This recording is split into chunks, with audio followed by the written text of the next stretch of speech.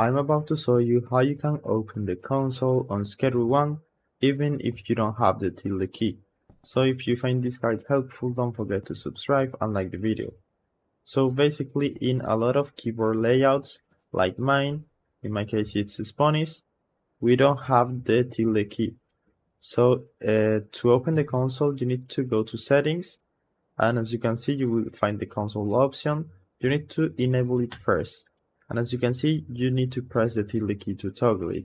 So if you don't have it on your keyboard, all you need to do is go to your keyboard layout. So you can find it at the bottom right. And if you don't find it right here, just search for keyboard layout, like here, or just search for keyboard, or just search for language, or however you want.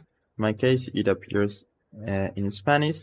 So this is the to edit the options of language and keyboard. So if you click there, now it appears in English. You will see your preferred language for the keyboard layout. So if you click on add a language, in your case, you will only have your main language. In my case, I have installed the English language already.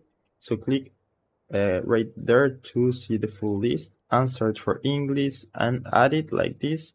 Select it, next, and install it. You will need to install the language pack and the handwriting, I think. So after that, just select it at the bottom right. You will see the different keyboard layouts you have. So click on English.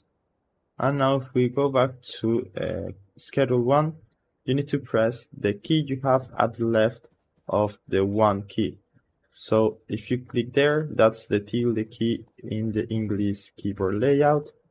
The console will appear at the bottom, at the top right, sorry, and you can type in whatever you want. So for example, we can give ourselves free items. You can go to settings and view the full list of all the commands available. So with the console, you can give yourself items, enable the free cam, save the money, clear your inventory, give yourself XP, spawn a vehicle, and a lot of different things. You can just find the command you want and use it with the console.